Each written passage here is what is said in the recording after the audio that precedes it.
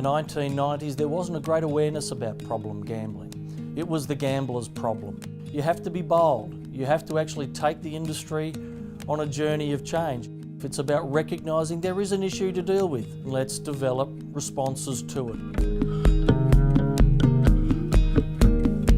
ClubSAFE is the industry-owned and operated responsible conduct of gambling program. It's a whole set of tools and guidelines and services to actively play a role in preventing destructive gambling, as well as responding to those that are brave enough to say, I've got a problem, and put their hands up.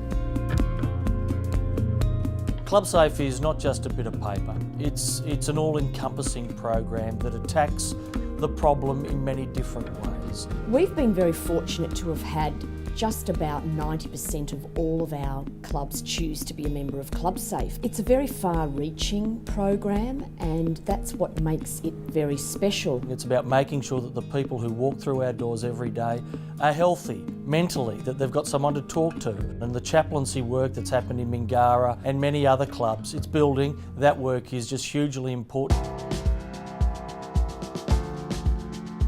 Our communities have changed a lot in the last 10, 20 years. So I think that clubs provide that social space for people.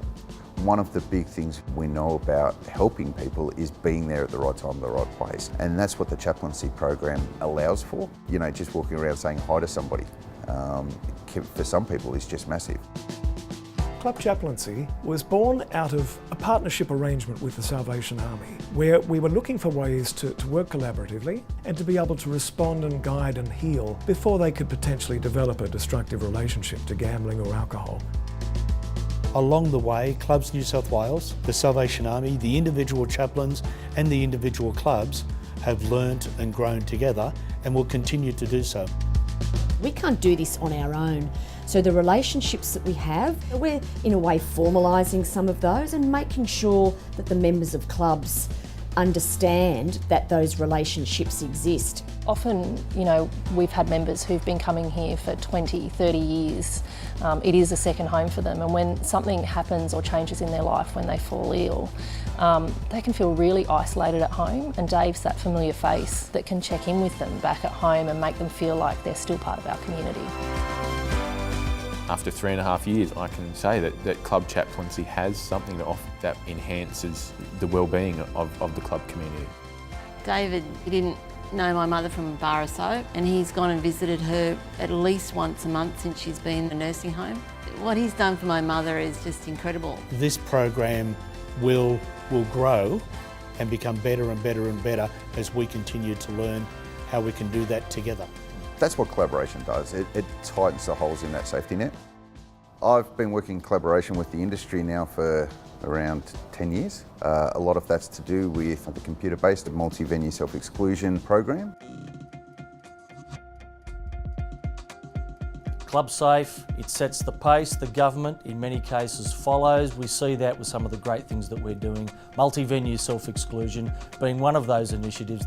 This is a program now that offers a world first, where we've invested enormously in the technology that every club is hooked up to, but now we're sharing that technology with other jurisdictions. Multi-venue self-exclusion is a leading world tool. In recent years, we've joined with the Australian Hotels Association and all of the pubs of New South Wales to make a one-stop shop, a unified program where people can ban themselves from up to 35 venues in just one single facilitation.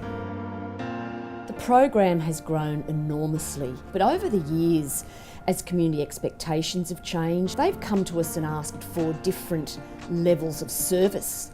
We will customise that program for those clubs that want that premium service.